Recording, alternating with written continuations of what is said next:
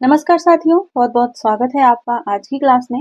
इस क्लास में हम उत्तर प्रदेश टीजीटी की परीक्षा जो 2005 को हुई थी उसका प्रश्न पत्र देख रहे हैं।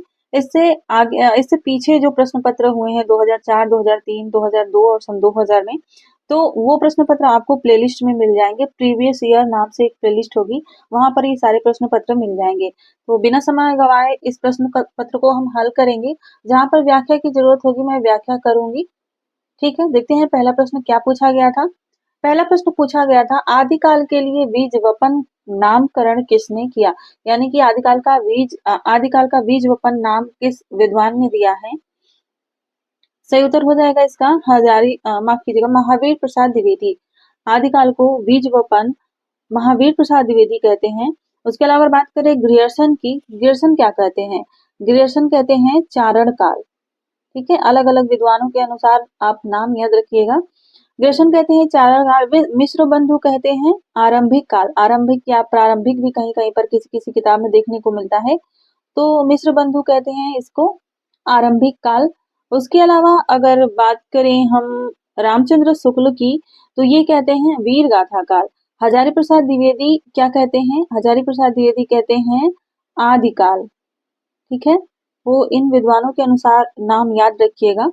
अगर बात करें विश्वनाथ प्रसाद मिश्र की, तो यह आदिकाल को वीर काल कहते हैं।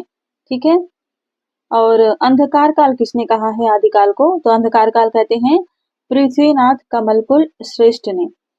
वहीं अगर बात करें जय काव्य काल की, आदिकाल का एक नाम जय काव्य काल भी दिया गया है विद्वानों द्वारा, तो वो किसने दिया है? जय काव्य काल कहा है डॉक्टर रामशंकर शुक्ल रसाल ने। उसके अलावा अगर बात करें सुमन राजे की, तो इन्होंने आदिकाल को कहा है आधार काल। ठीक है, ये सभी नाम जो भी मैं नोट कर रही हूँ आप लोग अपनी कॉपी में नोट कर लीजिएगा। बच्चन सिंह क्या कहते हैं? डॉक्टर बच्चन सिंह आदिकाल को क्या कहते हैं? इनसे भी प्रश्न पूछा जाता है परीक्षाओं में, तो यह कहते हैं अपभ्रंश काल। ठीक है, तो आप इन नामों को याद रखिएगा। आगे बढ़ते हैं, प्रश्न संख्या 2 पूछा गया था, हिंदी साहित्य के इतिहास ग्रंथ हिंदी साहित्य विमर्श के लेखक कौन है? योगी हरि, सूर्यकांत शास्त्री, हजारी प्रसाद द्विवेदी या पद्मलाल पुन्नालाल बख्शी। हिंदी साहित्य के इतिहास ग्रंथ हिंदी साहित्य विमर्श के लेखक कौन रहे हैं? यह ग्रंथ पद्मलाल पुन्नालाल बख्शी का रहा है, तो राइट आंसर हो जाएगा ऑप्शन डी। अगला प्रश्न देखते हैं। अगला प्रश्न है, सूची को हमें मिलाना है और सही कूट का चयन करना है। रचनाकार है शुक्ल जी, हजारी प्रसाद द्विवेदी, राहुल संकीर्त्यान और मिश्र बंधु, और नामकरण दिया हुआ है आदिकाल का, प्रारंभिक काल, वीर गाथा काल, सिद्ध सामंत काल और आदिकाल, जो कि अभी हमने पीछे देखा था। तो सबसे पहले आचार्य रामचंद्र शुक्ल को देख लेते हैं। आचार्य रामचंद्र शुक्ल कहते हैं वीर गाथा काल। हजारी प्रसाद द्विवेदी क्या कहते हैं? हजारी प्रसाद द्विवेदी कहते हैं आदिकाल। ठीक है, और मिश्र बंधु कहते हैं प्रारंभिक काल, और राहुल संकीर्त्यान कहते हैं सिद्ध सामंत काल। ठीक है, प्रश्न संख्या 4 देखिए, जय मयंक जस चंद्रिका के रचयिता का क्या नाम है? भट्ट केदार, नरपति नाल, नल सिंह भाट या मधुकर कवि। जय मयंक जस चंद्रिका किसकी रचना रही है? सही उत्तर है मधुकर कवि की। जय मयंक जस चंद्रिका किसकी रचना है? मधुकर कवि की रचना है। रचना काल क्या है इसका? इसका रचना काल है 1186 ईस्वी। ठीक है, और यह रचना अब उपलब्ध नहीं है, यह मिलती नहीं है। प्रश्न संख्या 5 देखते हैं। प्रश्न संख्या 5 पूछा गया था, इनमें से कौन सा कवि अभिनव जयदेव की उपाधि से विभूषित है? विद्यापति, सूरदास, नंददास या कुंभनदास। इनमें से कौन सा कवि अभिनव जयदेव की उपाधि से विभूषित है? तो अभिनव जयदेव कहा जाता है विद्यापति को। सही उत्तर है ऑप्शन ए। इसके अलावा इन्हें मैथिल कोकिल भी कहा जाता है, इनकी रचना पदावली के कारण। इसके अलावा एक अन्य नाम इनका पंचानन भी है। ठीक है, इनको पंचानन भी कहा जाता है, अपरूप का कवि भी कहा जाता है। अपरूप का कवि तो पूछा जाता है परीक्षाओं में कि किसने कहा है विद्यापति को अपरूप का कवि किसने कहा है, यह पूछा जाता है। बच्चन सिंह ने इनको अपरूप का कवि कहा है, डॉक्टर बच्चन सिंह। आगे बढ़ते हैं, अगला प्रश्न देखिए, प्रश्न संख्या 6। हमें रचनाओं को उनके रचनाकारों से मिलाना है। प्रश्न संख्या 6 में सूची 1 को सूची 2 से मिलाना है। रचनाएं हैं बीशल देव, पृथ्वीराज रासो, परमाल रासो और खुमान रासो। रचनाकार हैं जगपति, नरपति नाल, जगनिक, नरपति नाल, दलपति विजय और चंद्रवरदाई। मिला लेते हैं। बीशल देव रासो किसकी रचना हो जाएगी? नरपति नाल की रचना हो जाएगी। पृथ्वीराज रासो चंद्रवरदाई। परमाल रासो है जगनिक की रचना और खुमान रासो किसकी रचना है? दलपति विजय की रचना है। इस तरह इसका राइट आंसर हो जाएगा ऑप्शन बी 2, 4, 1, 3। ठीक है। प्रश्न संख्या 7 देखिए, भविष्यत कहा के रचनाकार कौन है? इंपॉर्टेंट प्रश्न है यह। भविष्यत कहा के रचनाकार कौन है? सही उत्तर है धनपाल। यह धनपाल की रचना है। प्रश्न संख्या 8 है, निम्नलिखित में से कौन वीर गाथा काल की रचना नहीं है? संदेश रासक, जयमयंक, चंद्रिका, आल्हा खंड या भक्तमाल। इनमें से कौन सी रचना वीर गाथा काल की नहीं है? सही उत्तर हो जाएगा भक्तमाल। यह नाभादास की रचना है और यह भक्ति काल की रचना है, वीर गाथा काल की रचना नहीं है। संदेश रासक किसकी रचना है? संदेश रासक है अब्दुल रहमान की रचना। अगला प्रश्न देखते हैं, प्रश्न संख्या 9।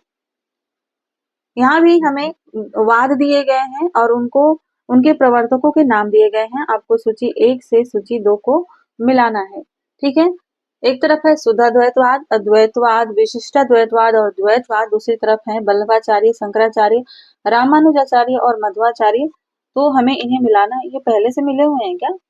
शुद्धाद्वैतवाद वल्लभाचार्य है, अद्वैतवाद शंकराचार्य, विशिष्टाद्वैतवाद रामानुजाचार्य और द्वैताद्वैतवाद मध्वाचार्य। यानी कि इसका सही कूट का चयन हो जाएगा 1, 2, 3, 4 यानी कि ऑप्शन सी। सभी पहले से मिले हुए थे। प्रश्न संख्या 10 देखते हैं, प्रेमाख्यान काव्य परंपरा यानी कि सूफी कवियों का मुख्य दर्शन क्या रहा है? तसव्वुफ, अहले हदीस, हनफी या अहमदिया। ये बहुत बार परीक्षाओं में पूछा जाता है। कई बार परीक्षाओं में अलग अलग परीक्षाओं में पूछा जा चुका है। इंपॉर्टेंट प्रश्न है। सही उत्तर हो जाएगा इसका तसव्वुफ। प्रेमाख्यान काव्य परंपरा का मुख्य दर्शन है तसव्वुफ। ठीक है। प्रश्न संख्या 10 के बाद प्रश्न संख्या 11 देखिए, संतन को कहा सीकरी सो काम। यह अभिकथन किसका है? कबीरदास का, रैदास का, कुंभनदास का या मलूकदास का? संतन को कहा सीकरी सो काम, आवत जात पन्हैया टूटी, बिशरी गयो हरि नाम।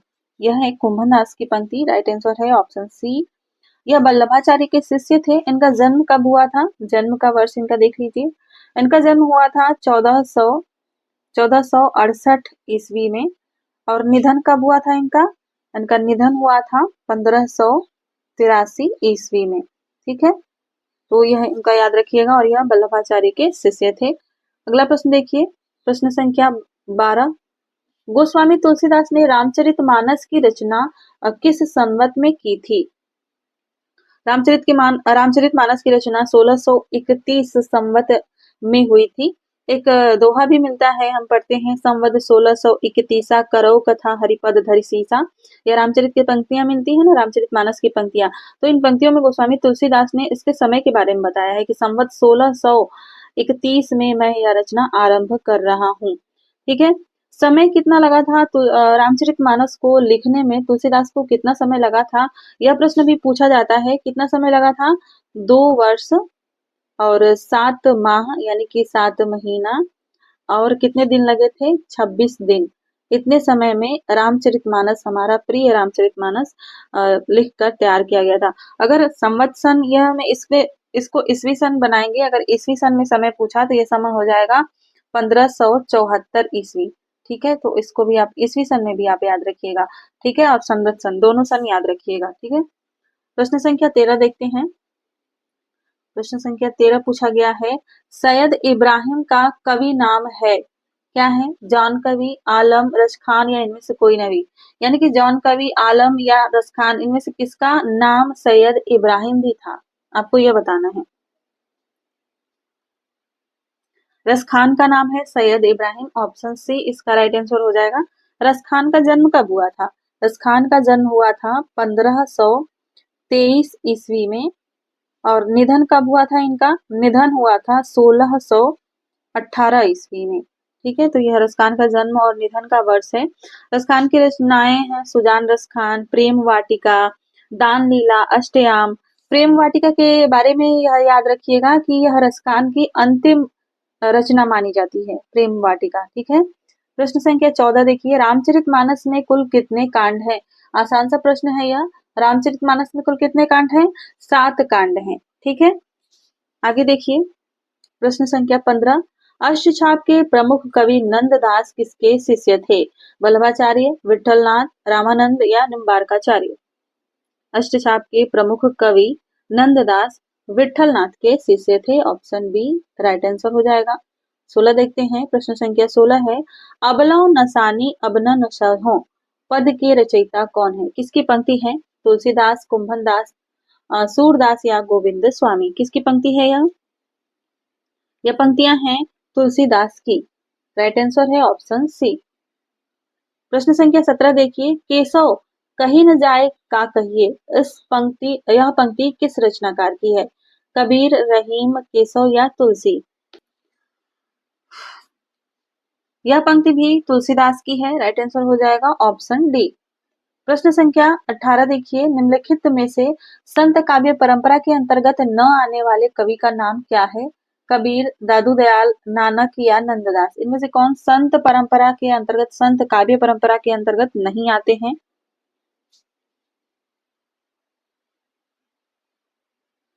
सही उत्तर है इसका नंददास। यह संत काव्य परंपरा के अंतर्गत नहीं आते हैं। प्रश्न संख्या 18 के बाद प्रश्न संख्या 19 देखिए, कृष्ण काव्य धारा के प्रवर्तक कौन है? सूरदास, वल्लभाचार्य, नाभादास या चैतन्य महाप्रभु? कृष्ण काव्य धारा के प्रवर्तक कौन है? सही उत्तर है इसका वल्लभाचार्य। स्वामी वल्लभाचार्य कृष्ण काव्य धारा के प्रवर्तक माने जाते हैं। प्रश्न संख्या 20 देखिए, निम्नलिखित में से कौन सा कथन असत्य है? रीतिबद्ध धारा के कवियों ने लक्षण ग्रंथों की रचना की। रीतिबद्ध धारा के कवियों को आचार्य कवि कहा जाता है, या बिहारी रीति सिद्ध धारा के प्रतिनिधि कवि हैं, या केशव रीति मुक्त काव्य धारा के कवि हैं? असत्य कथन इनमें से क्या हो जाएगा? असत्य कथन हो जाएगा, केशव रीति मुक्त काव्य धारा के कवि हैं, यह असत्य कथन है। ठीक है, प्रश्न संख्या 21 देखते हैं। प्रश्न संख्या 21 है, आचार्य रामचंद्र शुक्ल ने किसे रीतिकाल का प्रवर्तक आचार्य माना है? केशवदास को, मतीराम को, चिंतामणि को या बिहारी को? आचार्य रामचंद्र शुक्ल ने रीतिकाल का प्रवर्तक आचार्य किसे माना है? सही उत्तर है चिंतामणि को। प्रश्न संख्या 22 देखते हैं। प्रश्न संख्या 22 है, रीतिकाल की विशेषताओं के संदर्भ में निम्नलिखित में से एक विशेषता गलत है, उस विशेषता का चयन करना है। रीतिकाल में अलंकार की प्रधानता है, अलंकरण की प्रधानता है। रीतिकाल की प्रमुख भाषा ब्रजभाषा है। रीतिकाल में प्रकृति का आलम्बन रूप में चित्रण हुआ है, या रीतिकाल में लक्षण ग्रंथों की प्रमुखता है? सही उत्तर हो जाएगा इसका रीतिकाल में प्रकृति का आलम्बन रूप में चित्रण हुआ है। यह विशेषता गलत है, क्योंकि प्रकृति का किस रूप में चित्रण हुआ है? पिछली क्लास में हमने रीतिकाल की क्लास में देखा था, प्रकृति का आलम्बन रूप में चित्रण हुआ है रीतिकाल में। ठीक है, प्रश्न संख्या 22 के बाद प्रश्न संख्या 23 देखते हैं। प्रश्न संख्या 23 है, आचार्य भिखारी दास कृत प्रमुख काव्य शास्त्रीय ग्रंथ कौन सा है? काव्य निर्णय, काव्य प्रकाश, काव्य निर्णय, काव्यांग प्रकाश या रस सारांश? तो आचार्य भिखारी दास की रचना है काव्य निर्णय। सही उत्तर है ऑप्शन बी। प्रश्न संख्या 24 देखते हैं। लोग है लागी कवित्व बनावत, मोहि तो मेरे कवित्व बनावत, यह काव्य पंक्ति किसकी है? यह भी रीतिकाल जब हम पढ़ रहे थे तो वहां यह पंक्ति पूछी गई थी, बताई गई थी। यह घनानंद की पंक्ति है। राइट आंसर है ऑप्शन सी। आगे बढ़ते हैं, प्रश्न संख्या 25 देखिए, कवित्त रत्नाकर के रचनाकार कौन है? जगन्नाथ दास रत्नाकर, सेनापति, घनानंद या अयोध्या सिंह उपाध्याय हरिऔध? कवित्त रत्नाकर किसकी रचना है? कवित्त रत्नाकर हो जाएगी सेनापति की रचना। राइट आंसर हो जाएगा ऑप्शन बी। प्रश्न संख्या 26 देखिए, शिवा बावनी के रचनाकार कौन है? शिवा बावनी किसकी रचना है? शिवा बावनी रचना हो जाएगी भूषण की। ठीक है, प्रश्न संख्या 27 देखिए, कलकत्ता में स्थापित फोर्ट विलियम कॉलेज के संस्थापक कौन थे? फोर्ट विलियम कॉलेज की स्थापना की थी जॉन गिलक्राइस्ट ने। ऑप्शन ए इसका राइट आंसर हो जाएगा। आगे बढ़ते हैं, प्रश्न संख्या 28 देखिए। निम्नलिखित में से किस पत्रिका के संपादक भारतेंदु हरिश्चंद्र थे? सरस्वती, कविवचन सुधा, नागरिक पिचाणी पत्रिका या सुकवि? निम्नलिखित में से किस पत्रिका का संपादन भारतेंदु हरिश्चंद्र ने किया? सही उत्तर है इसका कविवचन सुधा। प्रश्न संख्या 29 है। निम्नांकित में से कौन सा काव्य ग्रंथ नहीं है? वैदेही, यह वैदेही वनवास होना चाहिए। वैदेही वनवास, पथिक, रसज्ञ रंजन या भारत भारती, इनमें से कौन सा काव्य ग्रंथ नहीं है आपको बताना है। काव्य ग्रंथ की बात करें तो रसज्ञ रंजन यह एक काव्य ग्रंथ नहीं है, यह निबंध है। और किसका निबंध है? यह निबंध है महावीर प्रसाद द्विवेदी का। ठीक है, महावीर प्रसाद द्विवेदी जी का यह निबंध है। आगे बढ़ते हैं, प्रश्न संख्या 30 देखिए। अयोध्या सिंह उपाध्याय हरिऔध द्वारा लिखित काव्य ग्रंथ इनमें से कौन सा है? पथिक, कनुप्रिया, चोखे चौपदे या वासव दत्ता? अयोध्या सिंह उपाध्याय हरिऔध द्वारा लिखित काव्य इनमें से कौन सा है? सही उत्तर हो जाएगा चोखे चौपदे। चोखे चौपदे, चुपती चौपदे, ये हरिऔध जी की रचनाएं हैं। हरिऔध जी का जन्म कब हुआ था? हरिऔध जी का जन्म हुआ था 1865 ईस्वी में। उसके अलावा अगर निधन की बात करें तो इनका निधन हुआ था 1947 ईस्वी में।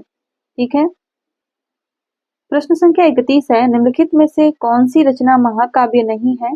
कामायनी, साकेत, प्रिय प्रवास या पल्लव? इनमें से कौन सी रचना महाकाव्य नहीं है?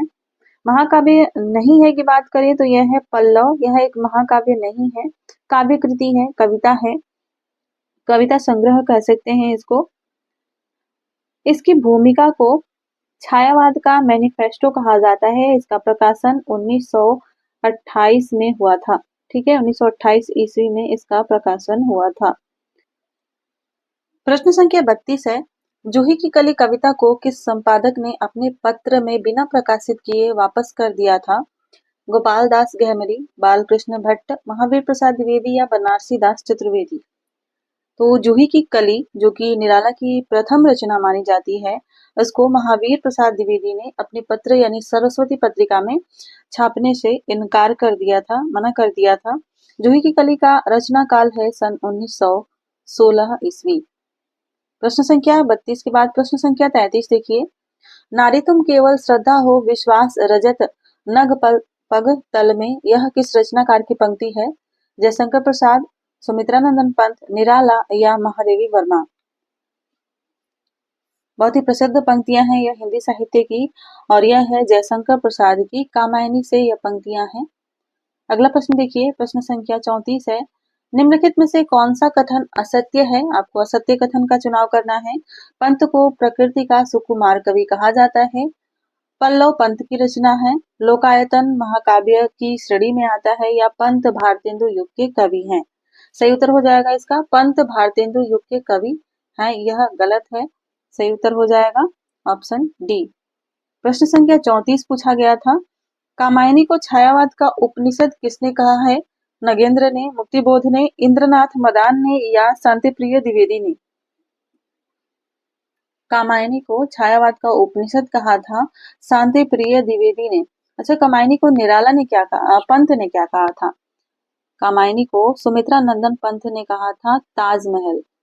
ठीक है, यह याद रखिएगा। अगला प्रश्न देखिए, प्रश्न संख्या 36 देखते हैं। प्रश्न संख्या 36 पूछा गया था। छायावाद शब्द का सर्वप्रथम प्रयोग किस आलोचक ने किया था? मुकुटधर पांडे ने, शुक्ल जी ने, हजारी प्रसाद द्विवेदी ने या नामवर सिंह ने? तो छायावाद शब्द का सबसे पहले प्रयोग मुकुटधर पांडे ने किया था। राइट आंसर हो जाएगा मुकुटधर पांडे। कब किया था? इन्होंने किया था सन 1920 ईस्वी में। छायावाद शब्द का सबसे पहले प्रयोग इन्होंने 1920 ईस्वी में किया था। कहाँ पर किया था? श्री शारदा पत्रिका में इनका एक निबंध छपा था जिसका नाम था हिंदी में छायावाद। ठीक है, कौन सा निबंध था? पूछा जा सकता है कि किस निबंध में छायावाद शब्द का पहले सर्वप्रथम प्रयोग किया था इन्होंने। तो इनका एक निबंध था हिंदी में छायावाद। इस निबंध में इन्होंने छायावाद शब्द का सबसे पहले प्रयोग किया था। 1920 ईस्वी में यह निबंध श्री शारदा पत्रिका में प्रकाशित हुआ था। ठीक है, प्रश्न संख्या 37 देखते हैं। गीतिका के रचनाकार कौन है? प्रसाद पंत निराला या मुकुटधर पांडे? गीतिका किसकी रचना है? तो गीतिका है निराला की रचना। ऑप्शन सी इसका राइट आंसर हो जाएगा। प्रकाशन वर्ष क्या है गीतिका का? 1936 ईस्वी। 1936 ईस्वी में प्रकाशित हुआ था। प्रश्न संख्या 37 देखिए। फूल नहीं रंग बोलते हैं किसकी रचना है? फूल नहीं रंग बोलते हैं केदारनाथ अग्रवाल की रचना है। तो ऑप्शन ए इसका राइट आंसर हो जाएगा। फूल नहीं रंग बोलते हैं, युग की गंगा, नींद के बादल, आग का आईना, अपूर्वा, ये सभी केदारनाथ अग्रवाल की रचनाएं हैं और बार बार परीक्षाओं में पूछी जाती हैं। प्रश्न संख्या 39 है। निराला की कविता राम की शक्ति पूजा पर किस रचना का सर्वाधिक प्रभाव है? निराला की कविता है राम की शक्ति पूजा, इस पर कृत्तिवास रामायण का प्रभाव देखने को मिलता है। तो ऑप्शन डी इसका राइट आंसर हो जाएगा। कब प्रकाशित हुई थी यह कविता? 1936 ईस्वी में यह कविता प्रकाशित हुई थी। यह एक प्रबंधात्मक लंबी कविता है। कभी कभी परीक्षाओं में पूछा जाता है कि इस कविता में किस छंद का प्रयोग किया गया है। राम की शक्ति पूजा में किस छंद का प्रयोग किया गया है? तो इस छंद का नाम है शक्ति। शक्ति छंद का प्रयोग हुआ है राम की शक्ति पूजा में। ठीक है, प्रश्न संख्या 40 देखिए। निशा निमंत्रण के रचनाकार कौन है? सुमित्रा नंदन पंत, हरिवंश राय बच्चन, बालकृष्ण शर्मा नवीन या वीरेंद्र मिश्र? निशा निमंत्रण किसकी रचना है? सही उत्तर है हरिवंश राय बच्चन। हरिवंश राय बच्चन की निशा निमंत्रण का प्रकाशन वर्ष है 1938 ईस्वी। किस लिए इन्होंने इसको लिखा था? इनकी पहली पत्नी का नाम था श्यामा देवी और उनके निधन से उत्पन्न पीड़ा का चित्रण इन्होंने निशा निमंत्रण नामक कविता में किया था। प्रश्न संख्या 40 के बाद प्रश्न संख्या 41 देखिए। मुक्त छंद के प्रणेता कौन है? निराला, नागार्जुन, जयशंकर प्रसाद या महादेवी वर्मा? मुक्त छंद के प्रणेता कौन है? सही उत्तर हो जाएगा निराला। निराला मुक्त छंद के प्रणेता माने जाते हैं। इनका एक कथन है, कहते हैं कि भाव की मुक्ति छंदों की मुक्ति भी चाहती है। यहाँ भाषा भाव और छंद तीनों स्वतंत्र हैं। तो यह पंक्ति परीक्षाओं में पूछी जाती है कि किसकी पंक्ति है? निराला की पंक्ति है। ठीक है, प्रश्न संख्या 42 है। प्रगतिशील लेखक संघ के प्रथम अधिवेशन की अध्यक्षता किसने की थी? 1936 में प्रगतिशील लेखक संघ का प्रथम अधिवेशन हुआ था और इसकी अध्यक्षता किसने की थी? यह प्रश्न पूछा गया है। सही उत्तर है प्रेमचंद ने इसकी अध्यक्षता की थी। प्रश्न संख्या 43 देखिए। पूछा गया है निम्नलिखित में से कौन सा कवि दूसरा सप्तक में सम्मिलित नहीं था? भवानी प्रसाद मिश्र, शकुंतला माथुर, शमशेर बहादुर सिंह या मुक्तिबोध? सही उत्तर हो जाएगा मुक्तिबोध। मुक्तिबोध दूसरा सप्तक के कवि नहीं है, यह तार सप्तक के कवि हैं। ठीक है, तो सभी सप्तक के कवियों को आप लोग याद रखिएगा, ये तार सप्तक के कवि हैं। दूसरा सप्तक में कौन कौन से कवि थे?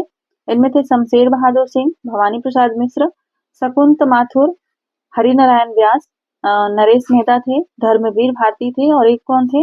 एक थे रघुवीर सहाय। ठीक है, आगे बढ़ते हैं। प्रश्न संख्या 44 देखते हैं। प्रश्न संख्या 44 है। तार सप्तक का प्रकाशन वर्ष क्या है? सही उत्तर है 1943 ईस्वी में तार सप्तक का प्रकाशन हुआ था। प्रश्न संख्या 45 देखिए। चौथा सप्तक में संकलित कवियत्री कौन है?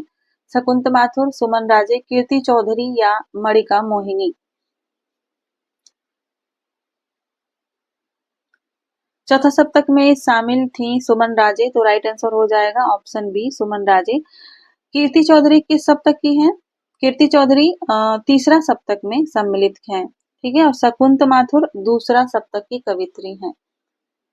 अगला प्रश्न देखिए। प्रश्न संख्या 46 को देखते हैं। छोटा सा प्रश्न है। अज्ञेय की रचना इनमें से कौन सी है? कुरुक्षेत्र, हरी घास पर क्षण भर, हुंकार या पवन दूत? इनमें से अज्ञेय की रचना कौन सी है? सही उत्तर है इसका हरी घास पर क्षण भर। हरी घास पर क्षण भर अज्ञेय की रचना है। इसमें 67 कविताएं संकलित की गई है। एक काव्य संकलन है, काव्य संग्रह है, तो इसमें 67 कविताएं संग्रहित है। कभी कभी पूछा जाता है प्रश्न कि इस काव्य संग्रह में कितनी कविताएं संग्रहित हैं? कब प्रकाशित हुआ था? 1949 ईस्वी में प्रकाशित हुआ था। प्रश्न संख्या 47 देखिए, संसद से सड़क तक के रचनाकार कौन है? मुक्तिबोध, धूमिल, सर्वेश्वर दयाल सक्सेना या लीलाधर जगोरी? संसद से सड़क तक धूमिल की रचना है, तो सही उत्तर हो जाएगा ऑप्शन बी धूमिल। कब प्रकाशित हुई थी यह प्रकाशित हुई थी 1972 ईस्वी में। ठीक है, इंपॉर्टेंट रचना है, इसका प्रकाशन हुआ था 1972 ईस्वी में।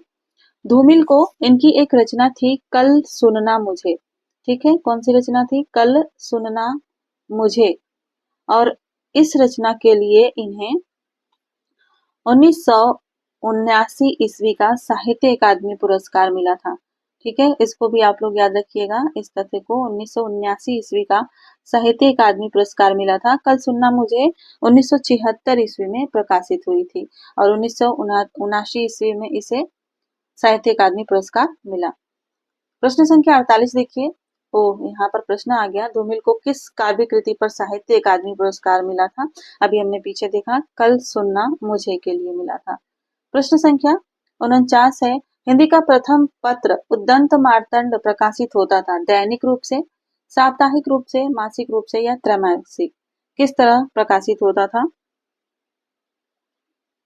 बात करें उद्दंड मार्तंड की, तो यह एक साप्ताहिक पत्र था। सही उत्तर है ऑप्शन बी। प्रश्न संख्या 50 है, नासिकेतोपाख्यान के लेखक कौन है? नासिकेतोपाख्यान सदल मिश्र की रचना है। सही उत्तर हो जाएगा ऑप्शन डी। अगला प्रश्न देखते हैं। प्रश्न संख्या 51 पूछा गया था कि निम्नलिखित में से किस उपन्यास का कथानक भारत पाकिस्तान विभाजन पर आधारित नहीं है? सही उत्तर हो जाएगा कर्मभूमि, क्योंकि झूठा सच, आधा गांव और तमस, ये तीनों उपन्यास भारत पाकिस्तान विभाजन पर आधारित हैं। कर्मभूमि जो कि मुंशी प्रेमचंद का उपन्यास है, यह भारत पाकिस्तान विभाजन पर आधारित नहीं है। प्रश्न संख्या 51 के बाद प्रश्न संख्या 52 देखते हैं। प्रश्न संख्या 52 है, आचार्य रामचंद्र शुक्ल द्वारा लिखित 11 वर्ष का समय किस विधा की रचना है? कहानी है, उपन्यास है, डायरी है या संस्मरण है? सही उत्तर है कहानी। यह कहानी 1903 ईस्वी में सरस्वती पत्रिका में प्रकाशित हुई थी। ठीक है, पत्रिका का नाम याद रखिएगा कि किस पत्रिका में प्रकाशित हुई थी, तो सरस्वती पत्रिका में प्रकाशित हुई थी। ठीक है, प्रश्न संख्या 53 है, किशोरीलाल गोस्वामी कृत इंदुमती नामक कहानी सर्वप्रथम कब और कहाँ प्रकाशित हुई थी? सही उत्तर हो जाएगा सन 1900 ईस्वी में सरस्वती में। ऑप्शन ए इसका राइट आंसर हो जाएगा। प्रश्न संख्या 54 है, निम्नलिखित में से किस कृति के लेखक नामवर सिंह जी हैं? आलोचना और काव्य, दूसरी परंपरा की खोज, आस्था और सौंदर्य या भाषा और समाज? सही उत्तर हो जाएगा दूसरी परंपरा की खोज, यह नामवर सिंह जी की रचना है। प्रश्न संख्या 55 है, वयम रक्षामः क्या है यह? निबंध है, काव्य ग्रंथ है, संस्कृत नाट्य है या उपन्यास है? सही उत्तर है इसका उपन्यास। वयम रक्षामः उपन्यास है। किसका उपन्यास है यह? चतुरसेन शास्त्री का उपन्यास है। प्रश्न संख्या 56 देखिए, मुझे चांद चाहिए उपन्यास के लेखक कौन है? मुझे चांद चाहिए किसका उपन्यास है? बहुत ही प्रसिद्ध उपन्यास है और परीक्षाओं में बार बार पूछा जाने वाला यह प्रश्न है। सुरेंद्र वर्मा का यह उपन्यास है। आगे बढ़ते हैं, प्रश्न संख्या 57 देखते हैं। प्रश्न संख्या 57 पूछा गया, टोपी शुक्ला के लेखक कौन है? टोपी शुक्ला किसकी रचना है? बहुत ही महत्वपूर्ण रचना है, थोड़ी सी अलग हो जाती है। यह विश्वविद्यालयी राजनीति पर आधारित है। सही उत्तर है इसका राही मासूम रजा। ठीक है, इसमें अलीगढ़ विश्वविद्यालय की संकीर्ण राजनीति का चित्रण किया गया है। 1969 ईस्वी में यह प्रकाशित हुआ था। ठीक है, इसका वर्ड विषय याद रखिएगा। इसमें अलीगढ़ विश्वविद्यालय की संकीर्ण राजनीति का चित्रण हुआ है, तो पूछा जा सकता है कि किस विश्वविद्यालय का चित्रण है? अलीगढ़ विश्वविद्यालय का। प्रश्न संख्या 57 है, अरुण यह मधुमय देश हमारा गीत प्रसाद जी की किस कृति में है? झरना, लहर, ध्रुव सामनी या चंद्रगुप्त? सही उत्तर हो जाएगा इसका चंद्रगुप्त। चंद्रगुप्त नाटक में यह गीत आता है, कार्नेलिया गाती है। अगला प्रश्न देखते हैं। प्रश्न संख्या 59 है, कबीर वाड़ी के डिक्टेटर थे, यह कथन किसका है? तो कबीर को वाड़ी का डिक्टेटर कहा था आचार्य हजारी प्रसाद द्विवेदी ने। ऑप्शन सी राइट आंसर हो जाएगा। प्रश्न संख्या 60 है, यह भी पूछा जा चुका है, परीक्षाओं में पूछा जाता है। सूरदास किस उपन्यास का पात्र है? प्रेमचंद के उपन्यास का पात्र है। सही उत्तर हो जाएगा इसका रंगभूमि, जो कि सन 1925 ईस्वी में प्रकाशित हुआ था। ठीक है, यह सबसे पहले इसको प्रेमचंद जी ने उर्दू में लिखा था और उर्दू में इसका नाम था चौगाने हस्ती, और उसके बाद इन्होंने 1925 में इसका हिंदी अनुवाद किया था। इसमें शासक एवं अधिकारी वर्ग के अत्याचारों का चित्रण मिलता है। प्रश्न संख्या 61 है, रामवृक्ष बेनीपुरी द्वारा लिखित गेहूं बनाम गुलाब में गुलाब किसका प्रतीक है? सही उत्तर हो जाएगा कला और संस्कृति का प्रतीक है गुलाब। प्रश्न संख्या 62 देखिए, निम्नांकित में से कौन कथाकार नहीं है? कृष्णा सोबती, ममता कालिया, निर्मला जैन या मृणाल पांडे। इनमें से कौन कथाकार नहीं है? बात करें निर्मला जैन की, तो यह कथाकार नहीं है। ये क्या है? यह एक आलोचक है। ठीक है, अगला प्रश्न देखिए, प्रश्न संख्या 62 के बाद प्रश्न संख्या 63 देखते हैं। प्रश्न संख्या 63 है, हानूस नाटक के रचनाकार कौन है? हानूस नाटक किसका है? इंपॉर्टेंट प्रश्न है यह। सही उत्तर है भीष्म साहनी। हानूस नाटक भीष्म साहनी का है। कब प्रकाशित हुआ था? 1977 ईस्वी में प्रकाशित हुआ था। ठीक है, आगे बढ़ते हैं। प्रश्न संख्या 64 है, त्रिवेणी आचार्य रामचंद्र शुक्ल की रचना है और इसमें किन 3 महान कवियों की समीक्षा प्रस्तुत की गई है? त्रिवेणी शुक्ल जी की आलोचनात्मक रचना है और इसमें किन 3 महान कवियों की आलोचना प्रस्तुत की गई है? सही उत्तर है इसका जायसी सूर तुलसी, यानी कि ऑप्शन बी इसका राइट आंसर हो जाएगा। प्रश्न संख्या 65 देखिए, राजा निर्वंशिया कहानी के लेखक कौन है? राजा निर्वंशिया कमलेश्वर की कहानी है। राइट आंसर हो जाएगा ऑप्शन बी। प्रश्न संख्या 66 है, निठल्ले की डायरी नामक हास्य व्यंग निबंध संग्रह के लेखक कौन है? श्रीलाल शुक्ल, गोपाल प्रसाद व्यास, रविंद्रनाथ त्यागी या हरिशंकर परसाई। निठल्ले की डायरी हरिशंकर परसाई का हास्य व्यंग निबंध है। राइट आंसर हो जाएगा ऑप्शन डी। प्रश्न संख्या 67 देखिए, निम्नलिखित में से कौन सा नाटक जयशंकर प्रसाद द्वारा रचित नहीं है? स्कंदगुप्त, चंद्रगुप्त, ध्रुव स्वामी या करबला। सही उत्तर है करबला। यह प्रेमचंद जी का नाटक है। प्रेमचंद जी ने कुल 3 नाटक लिखे हैं। एक नाटक था प्रेमचंद जी का जिसका नाम था संग्राम और यह प्रकाशित हुआ था 1922 ईस्वी में। उसके अलावा इन्होंने करबला लिखा था और करबला प्रकाशित हुआ था 1928 ईस्वी में। उसके बाद बात करें, इनका एक और नाटक था प्रेम की वेदी। प्रेम की वेदी नाम से इन्होंने लिखा था और यह कब प्रकाशित हुआ था? 1932 ईस्वी में यह प्रकाशित हुआ था। आगे बढ़ते हैं, प्रश्न संख्या 68 देखते हैं। प्रश्न संख्या 68 है, अरे यायावर रहेगा याद किस विधा की रचना है? जीवनी, आत्मकथा, यात्रा साहित्य या डायरी। अरे यायावर रहेगा याद यात्रा साहित्य है। किसका है? अज्ञेय का। प्रश्न संख्या 69 है, निम्नलिखित में से कौन सा रेखा चित्र महादेवी वर्मा का नहीं है? अतीत के चलचित्र, पथ के साथी, स्मृति की रेखाएं या मंटो मेरा दुश्मन। कौन सा रेखा चित्र महादेवी वर्मा का नहीं है? सही उत्तर है मंटो मेरा दुश्मन। यह महादेवी वर्मा का रेखा चित्र नहीं है। किसका है यह? यह है उपेंद्र नाथ अस्क का। ठीक है, यह उपेंद्र नाथ अस्क का रेखा चित्र है मंटो मेरा दुश्मन। अगला प्रश्न देखिए, प्रश्न संख्या 70 है, एक तरफ रचनाएं हैं और एक तरफ उनकी विधा है, मिलाना है। सबसे पहले बात कर लेते हैं, क्या भूलो क्या याद करो। किसकी रचना है यह? हरिवंश राय बच्चन की आत्मकथा है। क्या भूलो क्या याद करो, हरिवंश राय बच्चन की आत्मकथा 4 भागों में है और यह पहला भाग है क्या भूलो क्या याद करो। उसके अलावा अगर बात करें आवारा मसीहा की, तो यह जीवनी है शरद चंद्र की। उसके बाद बात करें तंत्रालोक से यंत्रालोक तक, तो यह एक यात्रा साहित्य है और मेरा परिवार महादेवी वर्मा का रेखा चित्र है। इस तरह से यह मिलान हो जाएगा। अगला प्रश्न देखते हैं, प्रश्न संख्या 71 है, यशपाल की आत्मकथा किस नाम से है? नीड़ का निर्माण, फिर सिंहावलोकन, मेरी जीवन यात्रा या मेरा जीवन प्रवाह। सही उत्तर है इसका सिंहावलोकन। यह यशपाल की आत्मकथा है और इसके कुल 3 भाग हैं। ठीक है, कितने भाग हैं? 3 भाग हैं। पहले भाग का प्रकाशन हुआ था 1951 में, दूसरा भाग था 1952 में और तीसरा भाग था 1955 में। तो 3 भागों में यह प्रकाशित हुआ था। नीड़ का निर्माण फिर हरिवंश राय बच्चन की आत्मकथा का दूसरा भाग है।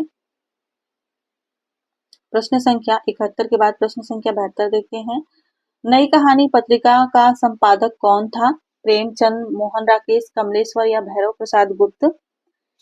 नई कहानी पत्रिका का संपादन किसने किया था? ये किए थे भैरव प्रसाद गुप्त। संपादक थे भैरव प्रसाद गुप्त। नई कहानी पत्रिका 1956 से प्रकाशित होती थी। कहाँ से प्रकाशित होती थी? इलाहाबाद से। ठीक है, इलाहाबाद का अब प्रयागराज कहते हैं, लेकिन जब प्रकाशित होती थी तो इलाहाबाद ही नाम था। ठीक है, प्रश्न संख्या 73 है, निम्नलिखित में से कौन युग्म सही नहीं है? भट्टलोलट उत्पत्तिवाद, संकुक अनुमितिवाद, मम्मट भुक्तिवाद या अभिनव गुप्त अभिव्यक्तिवाद। इनमें से कौन सा सही नहीं है? सही उत्तर है ऑप्शन सी भुक्तिवाद। यह सही नहीं है, आचार्य मम्मट का नहीं है, यह भट्टनायक का है। ठीक है, प्रश्न संख्या 74 है, जय पराजय में कौन सा समास है? जय पराजय में कौन सा समास है? अव्ययी भाव, बहुव्रीहि, द्वंद्व या द्विगु। सही उत्तर हो जाएगा द्वंद्व समास, जय और पराजय, जय या पराजय। प्रश्न संख्या 75 है, भारवी द्वारा रचित किरातार्जुनीयम का प्रधान रस कौन सा है? किरातार्जुनीयम का प्रधान रस वीर रस है। यह भी परीक्षाओं में बार बार पूछा जाने वाला प्रश्न है। सर्गों की संख्या की बात करें अगर किरातार्जुनीयम में, तो इसमें कुल 18 सर्ग हैं। प्रश्न संख्या 76 है, श्रीहर्ष द्वारा रचित नैषध चरित में किस रीति की प्रधानता है? वैदर्भी रीति, गौड़ी रीति, पांचाली रीति या प्रसाद रीति। सही उत्तर है वैदर्भी रीति। नैषध चरित में वैदर्भी रीति का प्रयोग किया गया है। अच्छा, नैषध चरित में कितने सर्ग हैं?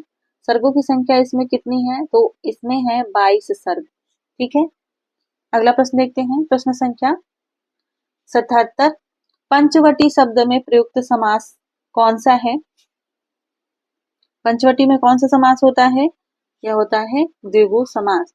अगला प्रश्न देख लेते हैं, प्रश्न संख्या 78 है, सुंदर है विहग सुमन सुंदर, मानो तुम सबसे सुंदरतम में कौन सा काव्य दोष है? अधिक पदत्व, अप्रतीतत्व, दुष्क्रमत्व या क्लिष्टत्व। सही उत्तर है इसका अधिक पदत्व। इसमें अधिक पदत्व दोष है क्योंकि यह सुंदरतम शब्द का अर्थ ही सबसे सुंदर होता है। तो यहाँ पर तुम सबसे सुंदरतम, ये जो सबसे शब्द है यह अनावश्यक है, इसलिए यहाँ पर अधिक पदत्व दोष होगा।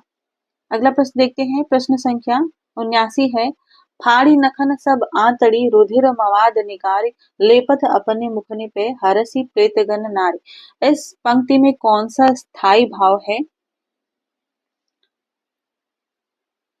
सही उत्तर है ऑप्शन बी जुगुप्सा। जुगुप्सा स्थायी भाव है जो कि घृणा का ही एक रूप होता है और इन पंक्तियों को पढ़ने से हमें घृणा का भाव उत्पन्न हो रहा है। ठीक है, तो इसलिए यहाँ पर जुगुप्सा अस्थायी भाव हो जाएगा। प्रश्न संख्या 80 है, अजीव तरेयोना ही रहियो श्रुति सेवक इक रंग में कौन सा अलंकार है? श्लेष, रूपक, उपमा या उत्प्रेक्षा। से उत्तर हो जाएगा श्लेष। श्लेष अलंकार का यह बहुत ही प्रसिद्ध उदाहरण है। यह जो तरियोना शब्द है और यह जो श्रुति शब्द है, इसके अलग अलग अर्थ हैं, दो दो अर्थ हैं। अगर बात करें तरियोना की, तरियोना का एक अर्थ होता है कान का फूल, यह एक आभूषण है। ठीक है, कान का फूल यानी कि आभूषण। और एक अर्थ होता है तर जाना यानी कि स्वर्ग में स्थान पाना। ठीक है, दूसरा अर्थ श्रुति को देखते हैं, दूसरा शब्द श्रुति है, तो एक इसका अर्थ होता है कान। ठीक है, और दूसरा अर्थ होता है वेदों की सेवा। ठीक है, तो इस तरह से इन सब शब्दों के दो दो अर्थ हैं और इसलिए यहाँ पर श्लेष अलंकार हो जाएगा। ठीक है, प्रश्न संख्या 80 है, नाट्य शास्त्र के प्रणेता कौन है, यानी नाट्य शास्त्र किसकी रचना है। सही उत्तर है भरत मुनि। भरत मुनि की रचना है नाट्य शास्त्र। प्रश्न संख्या 82 देखिए, इन प्रश्नों में ज्यादा समय नहीं लगाएंगे। पिछले वर्ष में पूछे गए प्रश्नों को हमें देखते चलना है कि किस तरह से प्रश्न पूछे गए थे। हालांकि कुछ प्रश्न इसमें ऐसे हैं जो थोड़े कठिन कहे जा सकते हैं। प्रश्न संख्या 82 है, विभावानुभावा व्यभिचारी संयोगादृश निष्पत्ति को प्रतिपादित किसने किया था। यह रस सूत्र है और इस रस सूत्र को किसने दिया था। सही उत्तर है भरत मुनि। यह भरत मुनि का रस सूत्र है। जितने भी प्रश्न आपको नए प्रश्न मिलेंगे आप उन्हें अपनी कॉपी में नोट कर लीजिएगा। ठीक है, और क्लास अगर अच्छी लग रही होगी तो क्लास को शेयर कीजिएगा। प्रश्न संख्या 83 है, कुवलयानंद के रचयिता कौन है। कुवलयानंद किसकी रचना है। सही उत्तर है इसका अप्पय दीक्षित की रचना है। प्रश्न संख्या 84 है, दृघ उर्झत टूटत कुटुम जुरत चतुरचित प्रीति परति गांठ दुर्जन हिये दई नहीं, यह रीति में कौन सा अलंकार है। सही उत्तर हो जाएगा इसका असंगति अलंकार। अगला प्रश्न है प्रश्न संख्या 85, आचार्य मम्मट ने काव्य गुण कितने माने हैं। सही उत्तर है 3। आचार्य मम्मट ने भी काव्य के 3 गुण ही माने हैं। अगला प्रश्न है प्रश्न संख्या 86 देखते हैं, जिस छंद के प्रथम तथा तृतीय चरण में 12-12 मात्राएं एवं द्वितीय तथा चतुर्थ चरण में 7-7 मात्राएं होती हैं, साथ ही समचरणों के अंत में जगड़ होता है, वह छंद कौन सा होता है। सही उत्तर हो जाएगा इसका बरवे। यह बरवे छंद का उदाहरण, बरवे छंद की पहचान है। इसके प्रथम और तृतीय चरण में 12-12, द्वितीय और चतुर्थ चरण में 7-7 मात्राएं होती हैं और सम चरणों के अंत में जगड़ यानी कि जभान होता है। प्रश्न संख्या 87 देखिए, प्रश्न संख्या 87 है, गद्य पद्य मिश्रित काव्य को क्या कहते हैं। गद्य पद्य मिश्रित काव्य को चंपू कहते हैं। चंपू रचना। सही उत्तर है ऑप्शन सी। प्रश्न संख्या 88 पूछा गया था, निर्वेद का स्थायी भाव क्या है। निर्वेद स्थायी भाव किस रस का है। सही उत्तर है शांत रस का। अगला प्रश्न देखते हैं, प्रश्न संख्या 89 पूछा गया था, करुण रस के रस राजत्व की प्रतिष्ठापना किस ग्रंथ द्वारा की गई थी। सही उत्तर है भवभूति की रचना थी उत्तर रामचरितम। इसके द्वारा करुण रस राजत्व प्रतिष्ठापित किया गया था। प्रश्न संख्या 90 है, न कांतम अपि निर्भूषम विभाति वनिता मुखम, यह किसका अभिमत है। यह किसकी पंक्ति है। सही उत्तर है भामह की पंक्ति, आचार्य Bhamaha. Option C right answer हो जाएगा। प्रश्न संख्या 91 देखते हैं, हिंदी भाषा के उद्भव और विकास का सही क्रम चुनना है। हिंदी भाषा और विकास, उसका विकास का सही क्रम क्या होगा। सबसे पहले आएगी संस्कृत, उसके बाद पाली, फिर प्राकृत, फिर अपभ्रंश, सौरसेनी और पश्चिमी हिंदी, उसके बाद खड़ी बोली, यानी कि ऑप्शन ए इसका राइट आंसर हो जाएगा। प्रश्न संख्या 92 देखते हैं, देवनागरी लिपि का विकास इनमें से किस लिपि द्वारा हुआ है। सही उत्तर हो जाएगा ब्राह्मी लिपि द्वारा। ब्राह्मी लिपि के 2 भाग हुए थे। सबसे पहले ब्राह्मी लिपि के 2 भाग हुए थे। पहली इसकी हुई थी दक्षिणी शैली। ठीक है, दक्षिणी शैली से भाषाएं निकली थी तेलुगु, तमिल, कन्नड़ इत्यादि। और उसके अलावा उत्तरी शैली जो थी, इससे आगे यह उत्तरी शैली विकसित हुई गुप्त लिपि में। ठीक है, और उसके आगे भी बढ़कर यह सिद्ध मातृका या कुटिल लिपि में परिवर्तित हुई और सिद्ध मातृका या कुटिल लिपि के 2 भाग हुए, देवनागरी लिपि और शारदा लिपि। ठीक है, इसलिए देवनागरी लिपि का विकास ब्राह्मी लिपि से हुआ है। ठीक है, प्रश्न संख्या 93 है, अवधि किस उपभाषा वर्ग की बोली है।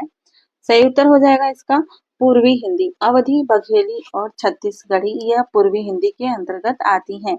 प्रश्न संख्या 94 देखते हैं, निम्नलिखित शब्दों में से पुल्लिंग शब्द का चयन करना है। सूची पत्र, किताब, गंगा या संसद। सही उत्तर हो जाएगा सूची पत्र, यह पुल्लिंग शब्द है। बाकी किताब, गंगा और संसद ये शब्द स्त्रीलिंग शब्द है। प्रश्न संख्या 95 है, निम्नलिखित शब्द में निम्नलिखित में से किस शब्द में उपसर्ग है? लालिमा, पराजय, दशक या कारीगर। सही उत्तर है पराजय, यह इसमें उपसर्ग है। परा उपसर्ग है और मूल शब्द है जय। प्रश्न संख्या 96 देखते हैं। प्रश्न संख्या 96 है, निम्नलिखित में से सही शब्द छांटना है। सही वर्तनी वाला शब्द छांटना है कवयित्री के लिए। सही उत्तर हो जाएगा ऑप्शन बी, कवयित्री। प्रश्न संख्या 97 है, निम्नलिखित में से सही वाक्य चुनना है। वाक्य अशुद्ध है और पहला वाक्य है श्री कृष्ण के अनेकों नाम है, यहाँ पर अनेक अनेक होना चाहिए ना कि अनेकों। आपका पत्र स धन्यवाद मिला, यह भी गलत है। श्री कृष्ण के अनेक नाम है, यह सही वाक्य है। ऑप्शन डी को भी देख लेते हैं। बंदूक एक बहुत उपयोगी शस्त्र है, यह नहीं होगा क्योंकि यहाँ पर होगा अस्त्र। अस्त्र होगा तब यह वाक्य शुद्ध होगा, तो सही उत्तर हो जाएगा ऑप्शन सी। प्रश्न संख्या 98 है, प्रत्यक्ष का विलोम क्या होगा? प्रत्यक्ष का विलोम होगा परोक्ष। राइट आंसर हो जाएगा ऑप्शन सी। प्रश्न संख्या 99 है, हमें वर्तनी शुद्ध वर्तनी का चयन करना है और उज्जवल शब्द के लिए शुद्ध वर्तनी हो जाएगी ऑप्शन बी। प्रश्न संख्या 100 देखते हैं। निम्नलिखित में से कौन सा शब्द तत्सम रूप में है? अंधकार, अंधियारा, अंधेरा या रात। सही उत्तर है अंधकार, यह तत्सम रूप है। प्रश्न संख्या 101 पूछा गया था, निम्न में से कमल का पर्यायवाची कौन सा नहीं है? अरविंद, सरसिज, सतदल या अमीय। तो अमीय जो है यह कमल का पर्यायवाची नहीं है, यह अमृत का पर्यायवाची है। ठीक है, अमृत अमीय अमृत को कहते हैं और हलाहल विष को कहते हैं। ठीक है, प्रश्न संख्या 102 देखते हैं। 102 पूछा गया था कि आचार का विलोम शब्द क्या होगा? आचार का विलोम शब्द होता है अनाचार। ऑप्शन ए राइट आंसर हो जाएगा। प्रश्न संख्या 103 है, जिसकी आशा न की गई हो उसे कहा जाता है। सही उत्तर है इसका अप्रत्याशित। इसके लिए एक शब्द क्या हो जाएगा? अप्रत्याशित। प्रश्न संख्या 104 है, जिस पर अनुग्रह किया गया हो। वाक्यांश के लिए एक शब्द क्या होगा? जिस पर अनुग्रह किया गया हो उसके लिए एक शब्द हो जाएगा अनुग्रहित। यह शुद्ध अशुद्ध में पूछा जाने वाला शब्द है। अनुग्रहित इस तरह से लिखा जाता है, अनुग्रहित नहीं होता है, अनुग्रहित होता है। ठीक है, प्रश्न संख्या 105 है, निम्नलिखित में से कौन सा शब्द पताका का पर्यायवाची नहीं है? निशान, ध्वज, झंडा या प्रस्तर। सही उत्तर है प्रस्तर, यह पत्थर का पर्यायवाची है, पताका का नहीं। प्रश्न संख्या 106 देखिए, पूछा गया था निम्नलिखित में से कौन सा शब्द सूर्य का पर्यायवाची नहीं है? दिनकर, दिवाकर, भास्वर या अंशुमाली। सही उत्तर है भास्वर। भास्वर सूर्य का पर्यायवाची नहीं है। सूर्य के जो पर्यायवाची हैं दिनकर, दिवाकर या भास्कर, ये सब तो आप लोगों को पता ही होंगे। एक सूर्य का पर्यायवाची भी होता है पतंग। ठीक है, ये थोड़ा सा अलग है तो इसे याद रखिएगा। उसके अलावा सूर्य के पर्यायवाची में एक शब्द आता है सविता और एक है अर्क, ये सभी सूर्य के पर्यायवाची हैं। प्रश्न संख्या 107 है, अभिज्ञ शब्द का विलोम क्या होगा? सही उत्तर हो जाएगा अनभिज्ञ। यह अभिज्ञ शब्द का विलोम शब्द होगा। प्रश्न संख्या 108 है, द्विज शब्द का अर्थ क्या है? ब्राह्मण, दात, पक्षी या इनमें से सभी। ये सभी शब्द द्विज के पर्यायवाची हैं, द्विज के अर्थ हैं, तो राइट आंसर हो जाएगा इनमें से सभी। प्रश्न संख्या 110 देखते हैं। 109, अंधे की लकड़ी से क्या तात्पर्य है? वैसाखी का सहारा, अंधे की विशेष छड़ी, कुमार्ग पर चलना या एक ही सहारा। अंधे की लकड़ी का तात्पर्य है एक ही सहारा। राइट आंसर है ऑप्शन डी। ये बहुत ही आसान से प्रश्न हैं, तो आपके इनमें पूरे के पूरे प्रश्न सही होने चाहिए। प्रश्न संख्या 110 है, निम्नलिखित में से लोकोक्ति का चुनाव करना है। अंक भरना, आस्तीन का सांप, कहाँ राजा भोज, कहाँ गंगू तेली, तूती बोलना। इसमें मुहावरे और लोकोक्तियां दोनों दी गई हैं। इसमें से लोकोक्ति कौन सी है? सही उत्तर है कहाँ राजा भोज कहाँ गंगू तेली, यह लोकोक्ति है। प्रश्न संख्या 111 है, 9 2 11 होना का अर्थ क्या होता है? सही उत्तर होता है इसका भाग जाना। 9 2 11 होना यानी भाग जाना। प्रश्न संख्या 112, तुच्छ मनुष्य की मित्रता शीघ्र ही समाप्त हो जाती है। इस भाव को व्यक्त करने के लिए कौन सी लोकोक्ति उपयुक्त होगी? अधजल गगरी छलकत जाए, थोथा चना बाजे घना, कबहू निरामिस होए न कागा, या ओछे की प्रीत बालों की भीत। सही उत्तर है ओछे की प्रीत बालों की भीत। यह तुच्छ मनुष्य की शीघ्रता स्वयं ही शीघ्र ही समाप्त हो जाती है। इस लोकोक्ति के लिए यह होगा। प्रश्न संख्या 113 है, कलई खुलना मुहावरे का क्या अर्थ होता है? सही उत्तर हो जाएगा इसका भेद प्रकट होना। कलई खुलना यानी भेद प्रकट होना। प्रश्न संख्या 114 है, सु धन आगतम में कौन सी संधि होगी? सुधन आगतम होता है स्वागतम। सही उत्तर हो जाएगा इसका यड़ संधि, ऑप्शन डी। प्रश्न संख्या 115 है, बृहत्त्रयी में कौन सा महाकाव्य नहीं आता है? सही उत्तर हो जाएगा रघुवंशम। किरातार्जुनीयम, शिशुपाल वधम और नैषधीय चरितम ये संस्कृत साहित्य की बृहत्त्रयी में आते हैं, रघुवंशम नहीं आता है। प्रश्न संख्या 116 है, रचनाकार संस्कृत रचनाकारों को उनकी रचनाओं से मिलान करना है। कालिदास की रचना है अभिज्ञान शाकुंतलम, माघ की रचना है शिशुपाल वधम, भवभूति की रचना हो जाएगी उत्तर रामचरितम और दंडी की रचना हो जाएगी 10 कुमार चरितम। इस तरह से सही मिलान हो जाएगा 2 3 4 1, ऑप्शन बी। प्रश्न संख्या 117 देखिए, उज्ज्वल का सही संधि विच्छेद कौन सा होगा? सही उत्तर हो जाएगा ऑप्शन सी उत धन ज्वल, उज्ज्वल का सही संधि विच्छेद होगा। प्रश्न संख्या 118 है, हमें संस्कृत के लकारों को उनके अर्थ से मिलाना है कि वह किस काल के लिए प्रयुक्त किए जाते हैं।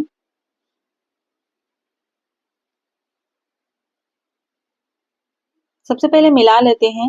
लट लकार जो है यह वर्तमान काल के लिए प्रयोग किया जाता है।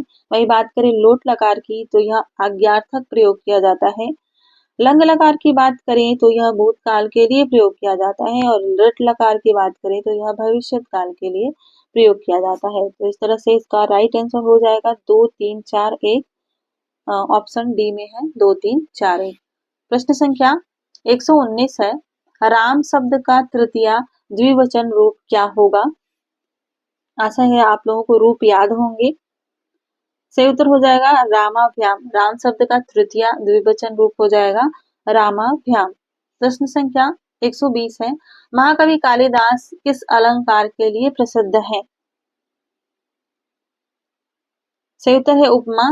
एक उक्ति है उपमा कालिदास सस्य, यानी कि महाकवि कालिदास उपमा के लिए प्रसिद्ध है।